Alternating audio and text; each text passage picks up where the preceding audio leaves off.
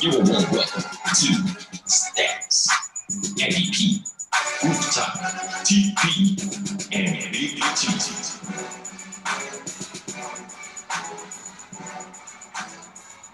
What's happening, everybody? Once again, it's time for Live at Home with the Crossover. And I'm your man, Big T, alongside my usual cast of characters, usual tag team partners.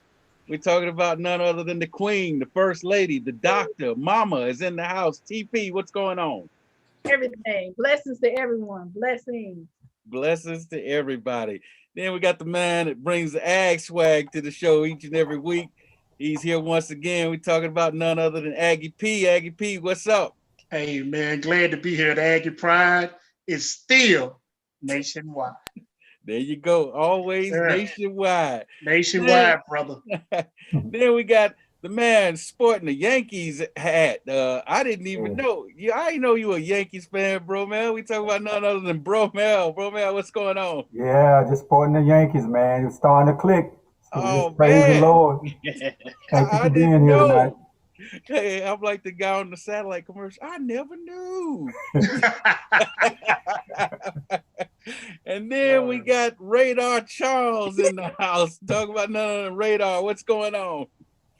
What's up, Grizzly Adams? I'm here. Narrow is the way. Narrow is the way when WNBA is ready to play. Good comeback, Radar. I appreciate that. Then we got the man keeping us on track, making sure we on time and everything, making sure the buffer music and all that stuff comes in. He's holding us down in the digital world. We're talking about Birdman. Bird, what's up? Autism speaks. Oh, okay. All right.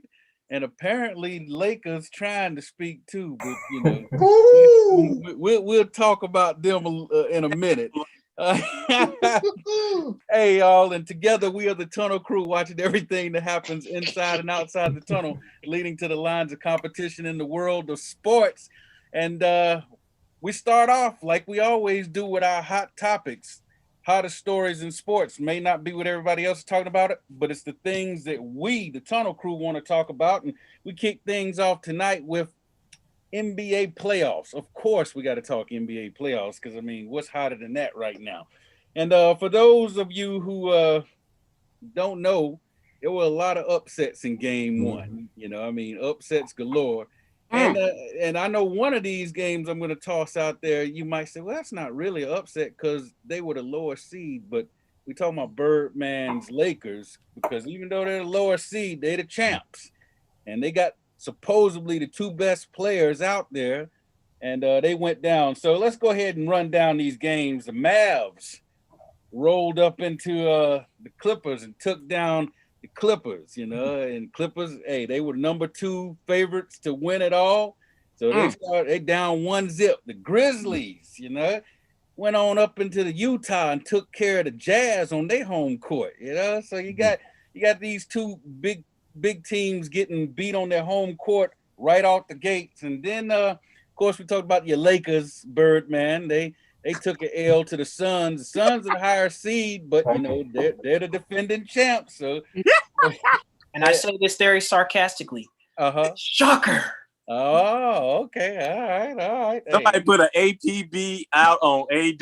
That dude. Yeah. 13 points, right? 5 out of 16 from the field. So, and then you had the Hawks getting stunned. Stunning the Knicks. Right. Now, that was a great environment. Spike Lee, everything. The Knicks hadn't had a home playoff game in years, and it was huge to see that. But, hey, Trae Young, he did it like that. Told everybody, be quiet, because I'm here to play. And my man put up, 32? I think he had, 32 points? Something like that, 15, 5 assists. And, you know, he did something that only LeBron James has done in his playoff debut. So, and then last night, I don't know if y'all saw the Bucks went crazy. Milwaukee Bucks hit 10 out of 15 from three-point range in the first quarter, which is an NBA playoff record for the first quarter. And they were up, 46-20 after one quarter? And so I don't know. I'm still a little skeptical. And they're up 2-0. Out of all these games in the first round, what impressed the Tunnel Crew the most? What impressed me that all the games was a good game, man. It's just when you come to playoffs, it's a little bit more physical. Yeah. And the team that's a little bit more physical, they're riding on. But Yeah. they'll make adjustments. I say around about the third game, then the true teams will step up. Yeah. Yeah. Still early, Big T. Say it's early. Yeah, it's still early, man. One game doesn't mean nothing for us. And you know, some of this is all about, making sure these games go to 7 so we can get more money. I just got to throw that in there. I'm sorry, Big T. So you got to. We talked about this was it last year or the year before? Yeah, okay.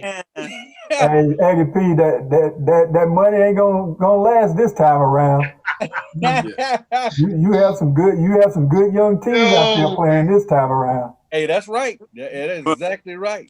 Well, and Big T, tell you, go ahead. that flop by LeBron, man, that should have been on the Grammys. Excuse me, the Oscars.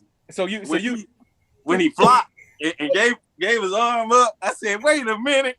Now, hey, it's funny that you bring it up because this was before the playoffs, but y'all saw the game against Golden State for the play-in when he hit the 30-something footer when it was tied at 100 to go up 103-100, and that was the final score. But he got poked in the eye by Draymond Green, and he talking about I saw 3 rims and I just aimed for the one in the middle. Boy, he got destroyed for that.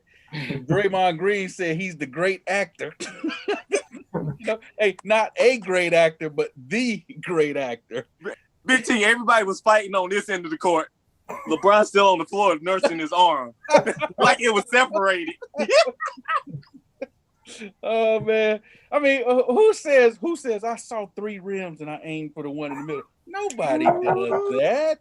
How vain are you? How vain are you? I'm sorry.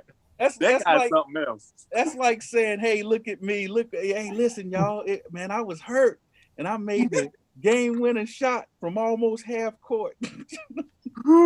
Oh man. Hey, and then also last night I forgot to mention the Nuggets, even their series at 1 with the 128-109 win over Portland. And hey, Dame Lillard, man, I don't know if you saw the highlights or saw the game, but dude hit about 3 shots from the logo. He's trying to do that Steph Curry stuff. And I mean, I've always respected Dame's game and always said he's one of the best, but I think the guy is becoming a better shooter each and every year. Yeah, you just see his game, it's transforming. And I think what it is, a lot of people don't get a chance to see them play. Yeah, that's right. They don't get a chance to see them play, so they don't really know how good he really is. And then, they're starting to add pieces with him, to help him out. But yeah, man, he's dangerous, Well, and we got an APB on 2 players. Okay. I want to know where Jimmy Butler went because he only scored 10 points in that game for the Heat.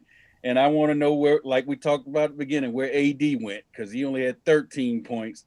2 guys that their teams need them to show up, they're going to have a chance. Well, with the Heat, Jimmy will come around, but the point is that everybody know that he's their carrier, so they're gonna focus on him. Yeah. AD, he's not back yet. He's not back yet. You can tell with that, man. It's a different ball game. People know who you are, what you can do, and they're not gonna allow you to come in there and he's shooting them 30-footers. What you need to be up on the basket. That's what the deal is. Yeah. Be a true big man. That's the new NBA, Hey, real quick, we're going to set this up because we're going to have to finish it on the other side of the break. Moving on to golf, PGA Championship. Phil Mickelson, 50 years old, won the tournament and made history. He's the oldest player in the history PGA golf tournament to win a major. And we're going to talk a little bit more about that on the other side of the break. We're going to turn our resident golf expert, Aggie P, loose, get his thoughts on it. And we're going to do that on the other side. So we hope so far you're enjoying this first segment. We've got a couple of more segments to go. And we're looking forward to giving you all the latest sports news on the other side of the break. You're listening to At Home with the Crossover. That's so sad when the joy is here. What's the answer? Joy in the morning, the crossover. You can find them all right here on 100.7 WLJF. There's no need to be down when there's plenty of joy to go around. Get your daily dose and turn that frown upside down. Love and Faith Radio, 100.7 WLJF, The Joy. My name is Priscilla Van. I'm with Hometown Insurance Service. I'm an independent insurance agent that specializes in Medicare, senior solutions, life and health. I work with dozens of companies so that I can offer you the appropriate coverage as well as the affordable price for your insurance needs. If I can help you, please contact me at my website, hometowninsuranceservice.com, or email me at hometowninservice,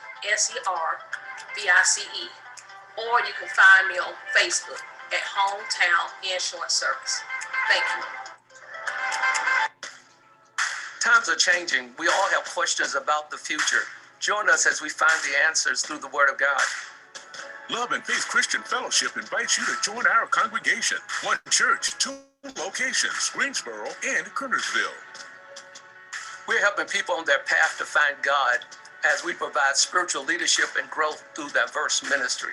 Celebrating over 25 years of ministry. Join our Love and Faith community where Jesus Christ is Lord and the people are loved. All right, welcome back to At Home with the Crossover. Make sure you catch this live at home edition of the show every Tuesday night at 7 p.m.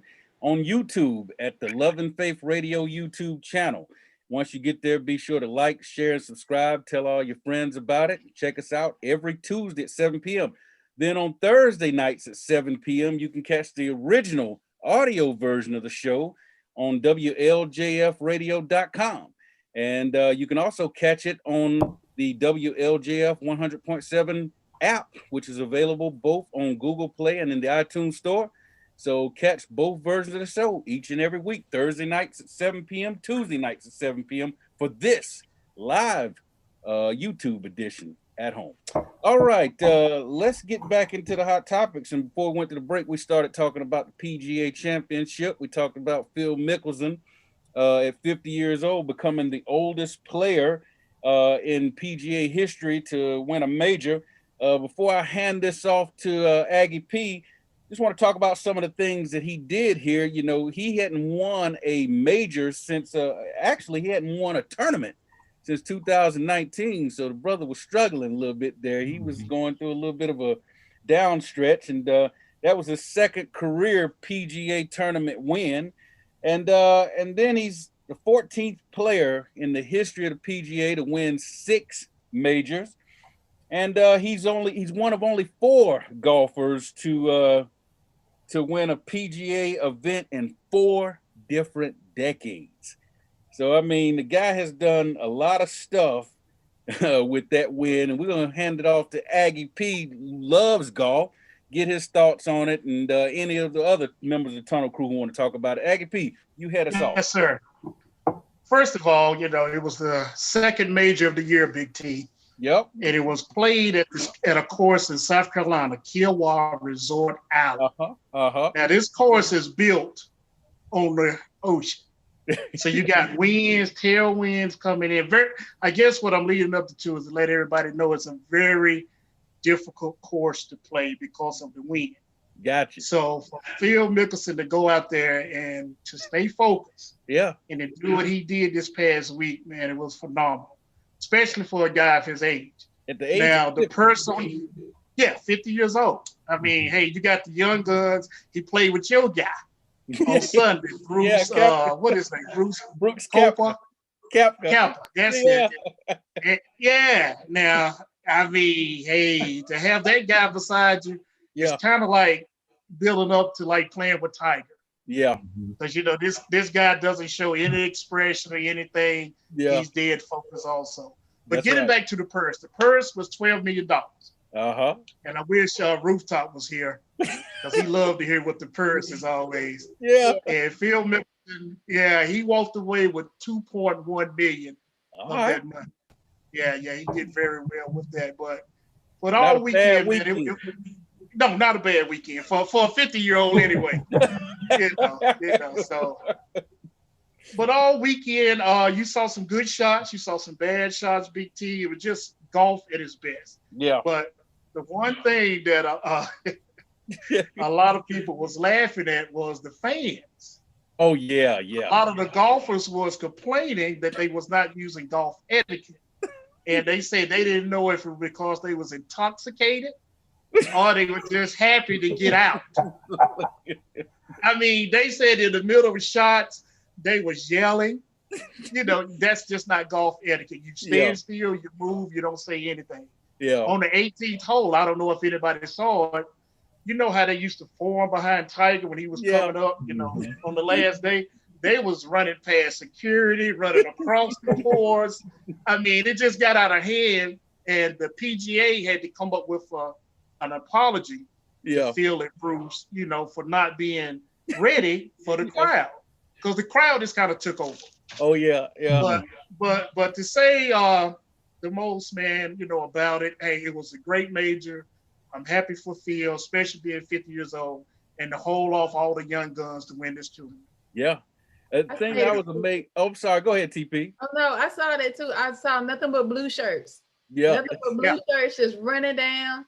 And I really thought I was like you. I said, what happened to the golf etiquette? Because no golf etiquette. I kept looking for the fight in the crowd. I mean, I was just looking for it. And I said, well, what is going on? I saw a bunch of pushing.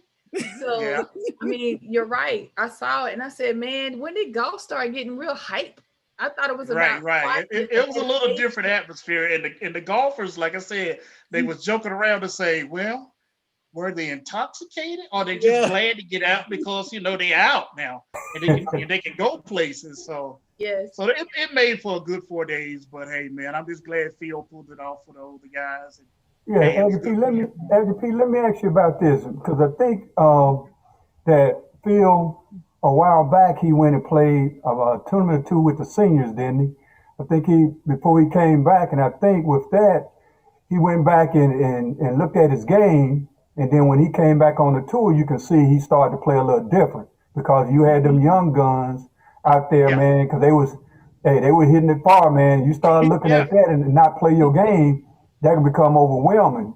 And since he did that, I started seeing him slowly creeping back into his old self. And it seemed like what he did this year is just, hey, I'm going to play my game. I can't worry about them. Yeah, that's right. And so, I think when he took that little short break and looked at what he was doing and not trying to compete with others, then to play his game, then it just came back and revolved, and you just seen all that hard work that he put into it. So hey, I want to pick very good point, because that's what happened with Tiger Woods a lot in his latter years. Because Tiger used to outdrive everybody.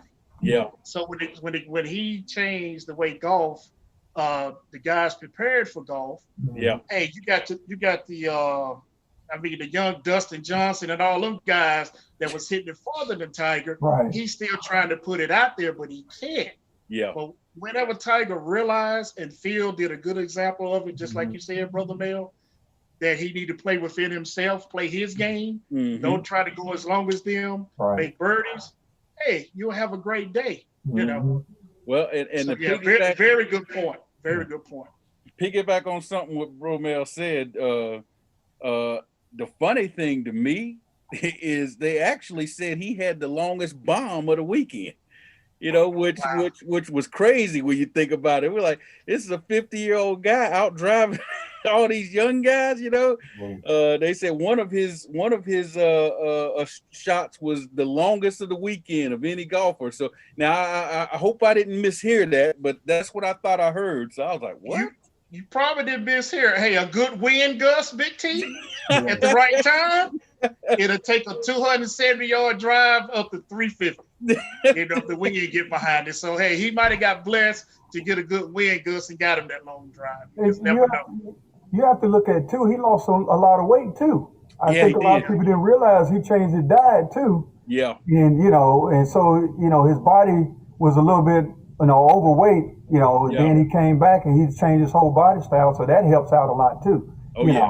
Right. So keep up with the young guns. Yeah. That's right. At 50. At 50 I'm happy for the brother, the 50 Club. Yeah. I was gonna say congratulations to Phil. That was a big time win for him. Hey, moving on. Did y'all see this WNBA story? It happened. So Connecticut Sun coach Curt Miller, he was arguing with the refs over the weekend during a game against the Vegas Aces, and he started telling the refs, he said, come on, give me some calls. Look at her. And he was talking about Liz Cambridge. And he said from the Vegas, she's the center for Vegas. And he said, look at her. She's 300 pounds. And they recorded that. And when Wynn got back to Liz, she was hilarious because she went on her Instagram page and posted a video. And she basically said, look, little man, she said, I think you're basically having some insecurities, and she held her finger up. So and she said, next time you try to disrespect me, she said, just know this, I'm 235.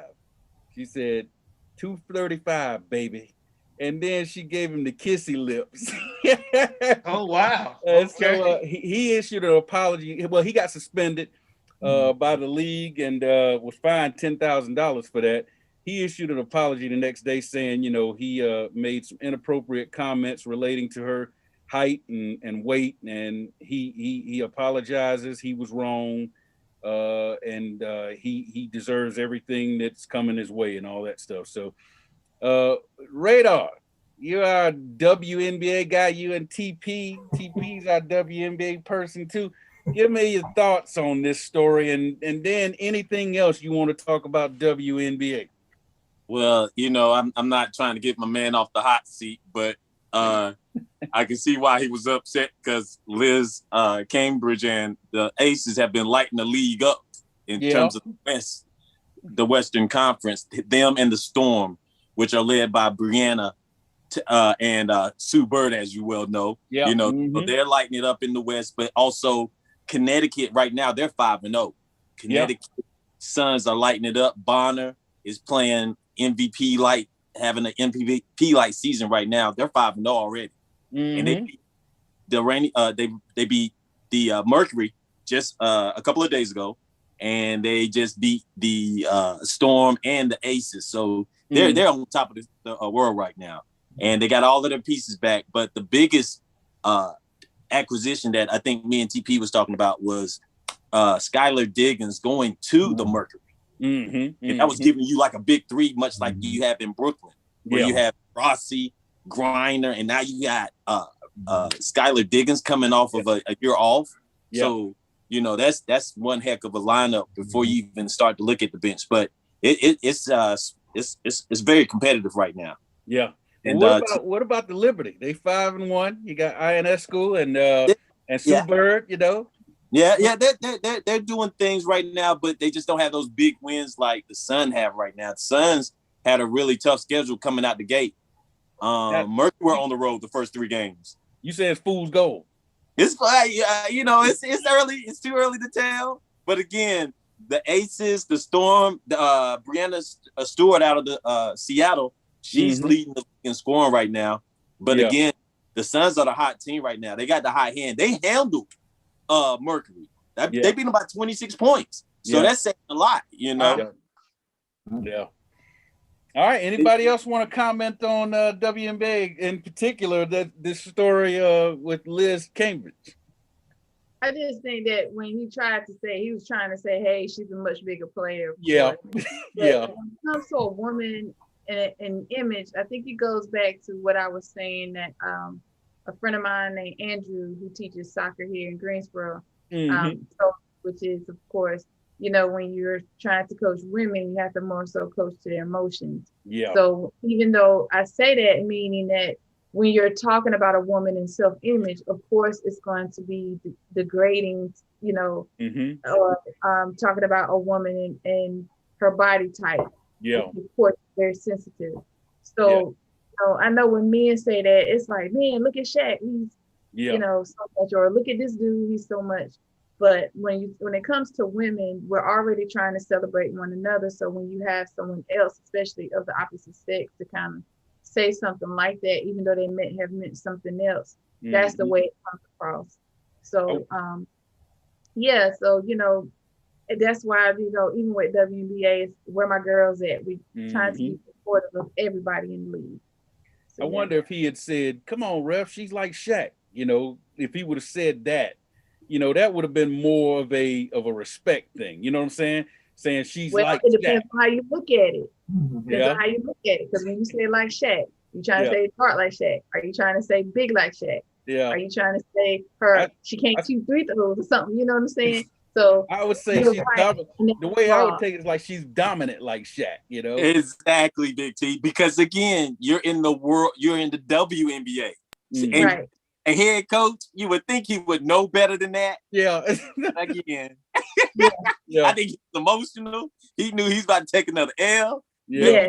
Right. And he was trying to win the game. He want to get her in foul trouble, Big T. Right. He pulled out his ace card. When it comes down to, he didn't know he's being recorded. Right. Yeah. When he found out he was being recorded, he was like, "Uh-oh." And her doing the little kiss with the lips is basically you gonna kiss everybody that's 230 something pounds. Yeah. Because she loves herself. Yeah. And emotions, because that really rubs off. You have to really remember too that really rubs off on other girls. Yeah. Because when he says that, it's connecting girls. So then you're looking at the men who have daughters, So it comes all the way around. But like you said, at the end of the day, he was recorded. Yeah. You make a good point, TP, especially when it's directed at women. Yeah. Because being a person that, say, growing up, always the biggest child, people would say stuff, I'll be on the court or whatever. It didn't bother me. Yeah. But you made a very good point now, as far as a female, they can really take that in that might already have body image, complications, though. Very good point. Very good point. Well, thank you. Me, that'll just make me not to play a lawyer's advocate here, but we all know if we took a shot at a person's manhood in the NBA, they supposed to suck it up. Yes. Right? Mm-hmm. Now, if the WNBA wants to get up there with the NBA, there might be some things they might have to say, Radar, but you have to look at this too, Radar. When you have a man saying something about a woman, that's totally different when you have another woman saying something about another woman. Because you got a man saying something about another man, that's totally different too. But just like TP said, when a man says something about another female, that's because that's the image that they portraying, and they want to look a certain way in the eyes of everybody. Yeah. But, now it could be different if you would have had a woman's coach to say something like that. Yeah. So you have to, if that was to happen, then you're like, okay, what's going on here? Yeah. Right. It's true. Because another woman tell another woman about their size. Right. Yeah. That's true. That's true. Hey, moving on real quick. Dino sounds like a mafia don, right? Well, you might as well be, if your name sounds like one, you might as well act like one, because Dino Gaudio, the former Wake Forest coach, I don't know if y'all remember him. Yeah. And he was an assistant with Louisville, got in some trouble last week for basically trying to extort Louisville, the program. He told them, if y'all don't pay my full salary for the next 17, I think he said next 17 months, he said he was going to report some recruiting violations and get them in trouble. Well, he didn't know the conversation was being recorded. So his lawyers came back and said, well, we think in the heat of the moment, he was speaking, and when he had time to think it back, he wished he wouldn't have said that. I said, yeah, he wished he wouldn't have said it after they told, we got you on tape. Wow. Hey, like I said, go ahead, Bromell. Hey, there's a lot of that going on, and that's what they do. Hey, the recording thing. Hey, it's like this. If you didn't know, if you didn't know you was being recorded, even if you thought there was a possibility, you got to watch what you're saying, especially when you're professional like that. You can't go in there thinking you're going to threaten somebody, not knowing what's going on. So, hey, we'll see what happens. But like I say, Dino, you want to sound like a mobster? And act like it too, I guess. Hey, listen up, everybody. Make sure you catch this live at home edition of Crossover every Tuesday night at 7 p.m. And you can do that on YouTube at the Love and Faith Radio YouTube channel every Tuesday night, 7 p.m. Be sure to like, share, and subscribe once you get there. Excuse me. And then on Thursday nights at 7 p.m., catch the audio edition on Love and Faith Radio, WLJFradio.com. And you can also catch it on the Love and Faith 100.7 WLJF app, which is available both on Google Play and in the iTunes Store. When we come back, wrapping up the hot topics and question of the daytime. Why so sad when the joy is here? What's the answer? Joy in the morning, the crossover. You can find them all right here on 100.7 WLJF. There's no need to be down when there's plenty of joy to go around. Get your daily dose and turn that frown upside down. Love and Faith Radio, 100.7 WLJF, the joy. My name is Priscilla Van. I'm with Hometown Insurance Service. I'm an independent insurance agent that specializes in Medicare, senior solutions, life and health. I work with dozens of companies so that I can offer you the appropriate coverage as well as the affordable price for your insurance needs. If I can help you, please contact me at my website, hometowninsuranceservice.com, or email me at hometown.inservice, or you can find me on Facebook at Hometown Insurance Service. Thank you. Times are changing. We all have questions about the future. Join us as we find the answers through the Word of God. Love and Faith Christian Fellowship invites you to join our congregation. One church, 2 locations, Greensboro and Kernersville. We're helping people on their path to find God as we provide spiritual leadership and growth through diverse ministry. Celebrating over 25 years of ministry, join our Love and Faith community where Jesus Christ is Lord and the people are loved. 100.7 WLJF.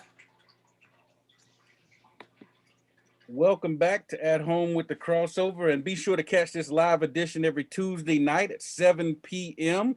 On YouTube. You can find us on the Love and Faith Radio YouTube channel. Once you get there, be sure to like, share, subscribe, tell all your friends about it, and tune in to the show every Tuesday night at 7 p.m. Then on Thursday nights at 7 p.m., be sure to catch the audio edition of the original Crossover Sports Show, and you can find that at WLJFradio.com. You can also download the WLJF app, which is available both on Google Play and in the iTunes Store.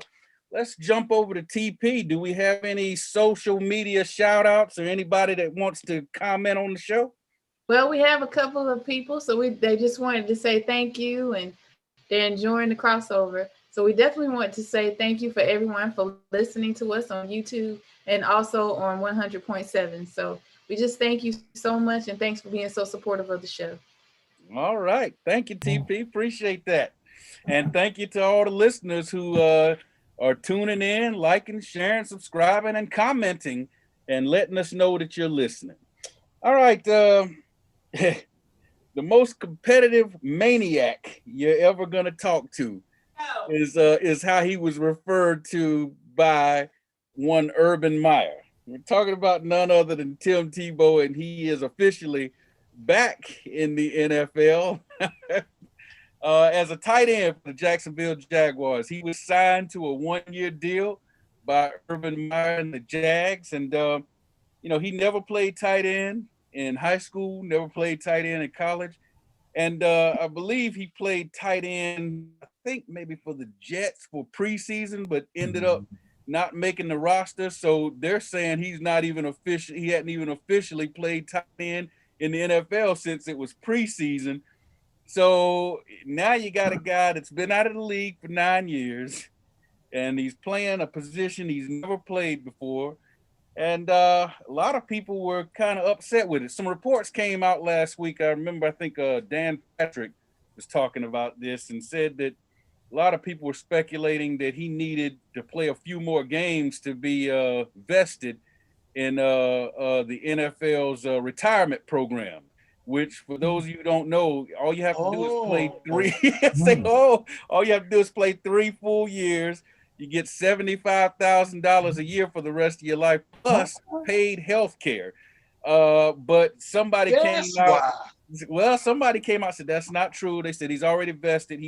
He played in the league from 2010 to 2012, so he's actually already vested in the retirement program. But he can increase his benefits by playing another season or another few games or whatever, and counting it as another season. But they kind of ruled that out. So what does everybody think about Tebow officially being back in the league at 33 years old, been out of the league for 9 years?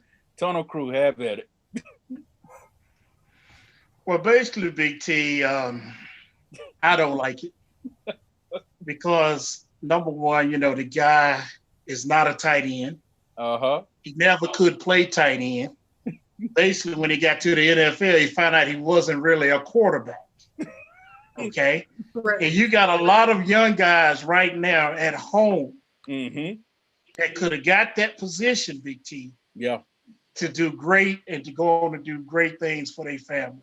Yeah. So without saying too much, because I know we're going to go into the question of the day, I don't like it. Yeah. I'm going to call it a little favoritism there. Yeah. Yeah. And I was going to say that too, I was going to say that too, that favoritism. Because when when you have those former coaches, that coach you whatever, then, you get that opportunity that another, player may not get. And that's basically what that was right there. Yeah. Which is, it's not right regardless, but that's what happened with that situation there. Yeah. The big T, whenever he stopped playing football, if he would have came back the next year and proved himself in preseason that he can play tight end, okay. Yeah. All right. Okay. You just as good as anybody else. But when you let all these years go by, you don't have a record of playing tight end. Come on, Big T. Come on. Go ahead, I'm very surprised at you, Agape. Of all people that didn't pick up on this one little tidbit, there's always key in sports. When you get out there on that field, that favoritism dissolves. All right. Yeah. Them hits don't show favoritism. them blindsided hits don't show favoritism. I give that brother 2 weeks before he taps out and is sitting on the sideline holding the clipboard, calling plays. That guy is there to play. He's not. And I agree with you, Radar. Just check. But it's the initial signing to even consider the Tim Tebow to be an NFL player on your team. Now you're right. Now once he get out there with them other grown men, be like, okay, Tebow, let's see what you got. Yeah, you're right. I agree with you. But it's for us to wake up in the morning, turn on ESPN and see that he has signed for the team at tight end and he's never played it. That's the word, like I say, me and Brother Mayor, we're gonna use the word favoritism. Right. And then you have to look at it, they blew it up. ESPN, the TV, they just blew it up. And they blew it up for a reason, and the reason is to make them shine. That Tebow again. We done had enough of Tebow. And Bro Mel, if you know better than most, if they trying to shine something up and add all these special pieces, that bad boy gonna sink faster than you can blink at it. First, the number 1 draft pick, then you get Urban Meyer. Now you're going to get Tebow. Oh, brother. I'm just saying, I like it when they set it up so it just grows. Right, they don't have nothing. Hey, I think Urban's already proven he's making a lot of questionable decisions. I mean, he drafted Travis Etienne at running back and had him playing wide receiver in minicamp. It's like, man, what are you doing here? So, we're going to find out if Urban is going to be, a coach that everybody says, okay, this guy's got some new ideas he's copied, or everybody going to be saying, man, this guy's a bum, get him out of here. Right. all this Tim Tebow talk leads us to our question of the day, which is this: will having minority ownership in the NFL allow more opportunities for players like Kaepernick to get into the league, similar to what Tebow has done? And, we're going to toss that out to the crew. One thing I want to say, I want to kick off before I hand it off to the Tunnel Crew is I have two things that I look at when I look at the Kaepernick situation and the Tebow situation. Number one, I think that it is favoritism, like Aggie P and Bromel said, because it's two guys that know each other. From what I hear, they live in the same neighborhood. I think a few houses down from each other, so they're probably hanging out over one another's house, maybe playing horseshoes or something in the backyard, and drinking sweet tea, because we know Tebow is not drinking beer. And they're like, hey, coach, I think I still got it, or Urban probably said, Tebow, you're looking good. I think you can still play. And then, from there. But anyway, so you got a little favoritism in the fact that they're friends. He played for him in college. They go way back. But one difference that I'm going to throw out there. We saw Michael Vick when he went to prison for dogfighting. And when he got out, the first thing he did was came back, and everybody pretty much treated him like, you got to work your way back up. And so a lot of teams wouldn't let him back in the league unless he agreed to be a backup, which he did. He went to Philadelphia as a backup quarterback. And when he got his chance to start, he said, okay, this is why I did this. I mean, in his mind, so that I could get this opportunity. Tebow kept saying, I don't want to play anything but quarterback. They kept saying, hey, we'll let you play fullback. We'll let you play tight end. No, I'm a quarterback. So then he ended up out of the league and nobody gave him a chance. He's back now, not only because of a friend, but because of his willingness to finally say, okay, I'll do it another way. The difference with Colin Kaepernick is he did tell everybody, there were several teams that said, we want you, but we want you as a backup quarterback. And he said, I'm a starter. And he kept saying, I'm a starter. I'm a starter. And teams kept saying, okay, well, we don't think so at this point, so we're going to have to pass. So that's the only difference, because I look at Vic and his willingness to do something that they were saying, this is what we're going to require. Tebow now, after 9 years, has finally done the same thing. And I'm not saying Kaepernick would have got back in had he, not agreed to do that, but you never know. All right, Tunnel Crew, take it from there, y'all. It's your topic. Price of freedom and the freedom of speech is too great of a cost for us as minorities, especially for Blacks. I don't see a Black ownership in the NFL anytime soon, mainly because of this thing we call white privilege, where, it's so big now because it's making us as minorities feel like we gotta bow down and kiss the white man's behind. And I don't think that people realize that what Kaepernick is doing, he's trying to show everybody, not just minorities and white community. He's trying to show everybody like, hey, what I'm doing is not a trend. What I'm trying to do, I don't care if it's unpopular to y'all, but it's something that's right to me. If Tim Tebow were to do that, we ain't kicking him out the league because of his skin color. We that's Tim Tebow. He done made a name for himself. So I kind of look at it like that because, just it all boils down to white privilege. Yeah. And to go back to the question, Big T, if I was hearing you correctly, saying if we had more Black ownership, more minority ownership, and more minority coaches, would he be accepted? And my answer, of course he would be. Yeah. let's just be real here. I mean, we hire our own. Yeah. And I know I said it's favoritism on that end, it is favoritism because it's a different color of the ownership and in the coaches. But if we flip this thing and there are more minority coaches, more minority owners, Cap would be back in the league. Yeah, yeah. I just truly believe that, because we have to look at what Cap was kneeling for. Yeah. The whole purpose. Now, if you're not of that color and what he was kneeling for, you're going to be the red dot on the board if you bring him back. I mean, when they say, oh, you're going to take the chance on him with all that stuff he got coming behind him, so all lights going to be on your organization. None of those owners wanted that, my opinion. Yeah. But if it was more minority owned, more black owners, hey, you put him back in the league where it's already minority and black players kind of dominate the whole league anyway. I'm gonna say yes to your question. He would be back quicker, and it wouldn't be all of this, going on about him that he can be a bad apple, in the organization and all of that. So yes, my answer is yes, BT. And I think somewhere the ball got dropped when we started becoming coaches and GMs because everybody started getting excited. And I was like, hold on. That's not where the control is. That's not where the people who get to make the decisions are at. You got to get the top, the seat.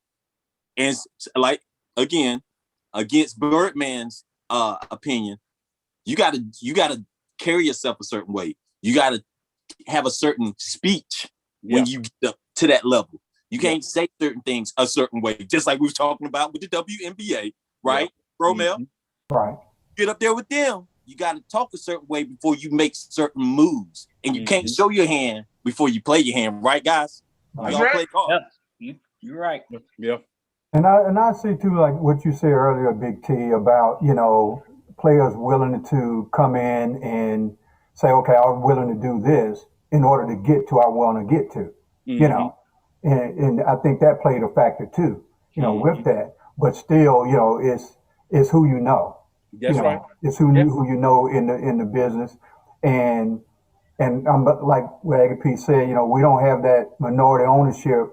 Yeah. He would have been there. I'll just tell you that he would have been there. Yeah. But the point is, we have to play the cards that we have dealt with. Yeah. That's right. And if you really want to get in the league, then you have to do what it takes to get there. Yeah. And then once you get to that spot, then you show what you can do, But I guarantee you have some ownership that probably would have took a chance on him. Yeah. But the key too is that, like you said, Big T, hey, I want to play, I want to start. Yeah. And I think that really, on some of them, like, okay, he's not willing to come in and just sit for a year or something. Yeah. And we give him the opportunity. Yeah. And when you're not willing to, to back off a little bit, it's okay, we're not going to deal with it. Yeah. Well, and for both of those guys, real quick, I'm not knocking them for taking their stance. If you believe in yourself enough to say, hey, I'm a starter or I'm a quarterback, not a fullback, not a tight end, I'm a starting quarterback, then okay. But you also have to accept that if the teams don't see it your way, then they're not going to be willing to play ball because they're saying, hey, we want you on our roster. We feel like you could provide us with something, but not under your terms. Right. And unfortunately, for Kaepernick, it is hitting hard. But, we talked about Cap in the past. Cap has made far more money taking the stance he's taken. And some people even question whether he really wanted to play or was it to keep his name out there so that he can continue to get his calls in the spotlight and generate income, And hey, if that's the case, then so be it, brother. Knock yourself out. TP.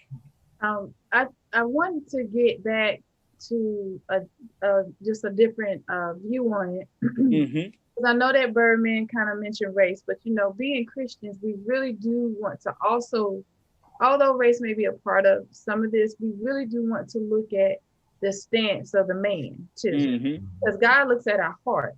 Yeah. So when we look at them together, that Tim Tebow stood for God, and there were things that he was trying to do when he kneeled for. Yeah. Kaepernick is trying to be able to stand against police brutality, who want to stand for that. But at the same time, you had a pastor, Martin Luther King, who was also trying to stand to be able to have equal rights. So if you do look at their causes together as men, regardless of race, then of course, that's something that we want to look at. And we don't want to say, well, the white man or the black man. We want to stick with what they were trying to do within their sport. Now, but the thing is how they took the stand. You know, when you look at trying to divide, when we look at them individually, when we just look at Tebow and we look at Kaepernick, you know, for one thing, one is a hot topic. Tebow was trying to stand not only for Christ, but also for abortion. And he fielded as a representative of Martin Luther King. But when Kaepernick did it, you know, it hit a much bigger audience and a male audience. So when you're trying to talk about a man, what they should do, people of authority and power, you know, then when you look at it from that point of view, it really did hit, oh, you're trying to talk about me. And then when you try to do that, and people feel like now they feel more threatened in the sport. Like, okay, you might be a professional, but what do you know about the police? What do you know about this? Versus when it was talking about abortion, okay? And even though he also kneeled for Christ, which is great, but people were more so looking at, okay, if the issue was abortion, it only really affected women. And back in that time, women, the things about women's concerns were not as loud as what was going on when Kaepernick was doing it. So, you know, I think it's, even though we do know that racism is a part, as believers in Christ, we want to stick with and to focus, you know, what are a man's issues at the end of the day when it comes to Christ? Because we all struggle. And that was one of the reasons, like, we don't know, maybe a minority owner, maybe they still would have had some of those same prerequisites, you know, of listen, I want you here, but I want you here. We got a young quarterback on the roster. I want you here to teach him, to show him the ropes. And if you're saying, nah, I'm a starter, then even a minority owner may say, well, I'm sorry, man, I want you here, but you know, it's got to be under the rules that I want, you know, because I've got a plan in place for my franchise as well. Hey, everybody, you can join us every Tuesday night at 7 p.m. for this live at home edition of the Crossover. And you can catch us on YouTube at the Love and Faith Radio YouTube channel. Be sure to like, share, and subscribe. Tell all your friends about it. Then on Thursday night, catch the audio edition of the original Crossover Sports Show on WLJFradio.com. You can also catch it on the WLJF app, which is available both on Google Play and in the iTunes Store. When we come back, it's time for the wrap-up. What's so sad when the joy is here? What's the answer? Joy in the morning, the Crossover. You can find them all right here on 100.7 WLJF. There's no need to be down when there's plenty of joy to go around. Get your daily dose and turn that frown upside down. Love and Faith Radio, 100.7 WLJF, the joy. My name is Priscilla Van. I'm with Hometown Insurance Service. I'm an independent insurance agent that specializes in Medicare, senior solutions, life and health. I work with dozens of companies so that I can offer you the appropriate coverage as well as the affordable price for your insurance needs. If I can help you, please contact me at my website, hometowninsuranceservice.com, or email me at hometowninservice, or you can find me on Facebook at Hometown Insurance Service. Thank you. Times are changing. We all have questions about the future. Join us as we find the answers through the Word of God. Love and Faith Christian Fellowship invites you to join our congregation. One church, 2 locations, Greensboro and Kernersville. We're helping people on their path to find God as we provide spiritual leadership and growth through diverse ministry. Celebrating over 25 years of ministry. Join our Love and Faith community where Jesus Christ is Lord and the people are loved. It's time now for the Crossover Wrap-Up Report. Let's send it back to the Tunnel Crew. All right, welcome back to At Home with the Crossover, and a couple of quick mentions right now. Deontay Wilder and Tyson Fury, their rematch is set for July 24th in Vegas. Yep, they finally got things hammered out, so we're going to get the rematch. Of course, it was domination the first time. Deontay got killed, so we'll see if he can do better this time.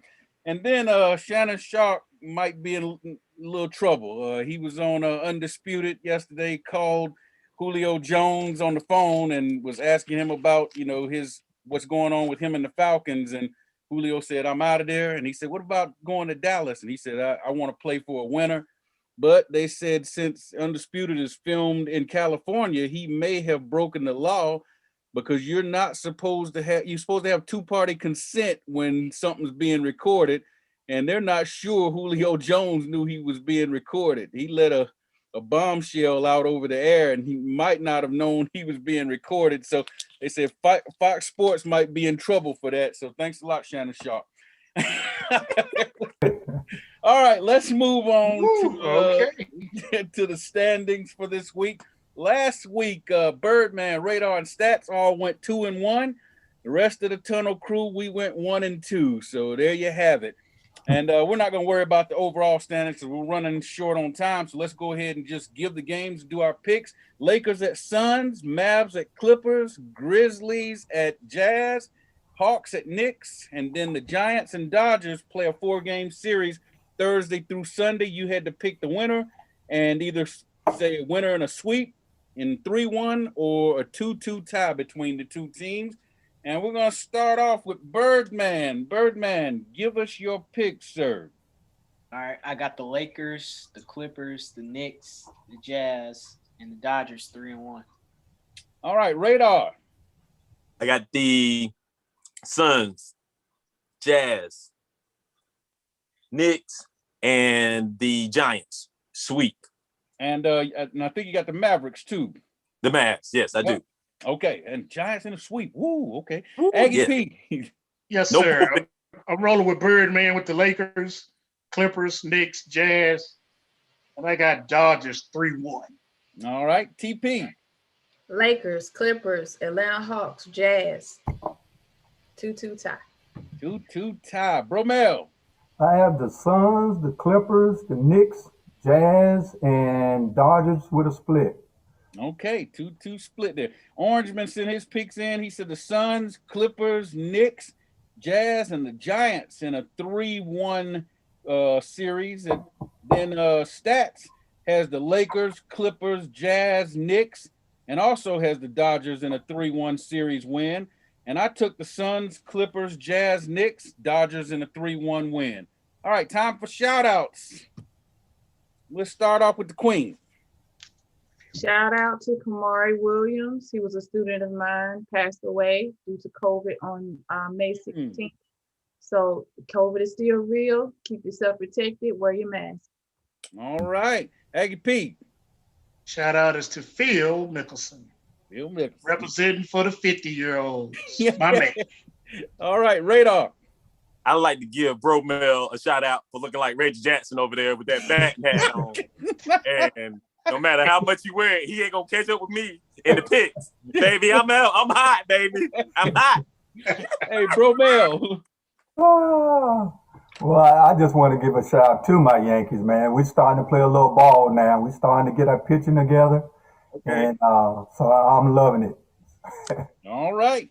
And my shout out goes out to Simone Biles. She already had 4 skills named after her. And she performed a double pike vault. Only a few men have ever performed this move, and no woman has even tried it until now, and she stuck it. One of the experts said she did it better than the men. And when asked why did she do it, she said, because I can. There you go. Oh, I like her. That's hey, right. everybody.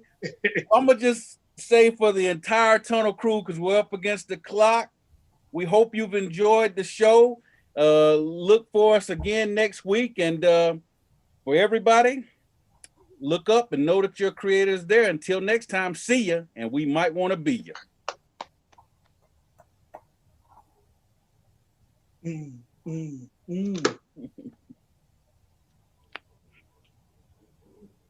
That's all we have for you today. So be sure to join us next week for The Crossover. And remember, the Tunnel Crew don't play unless we have something to say.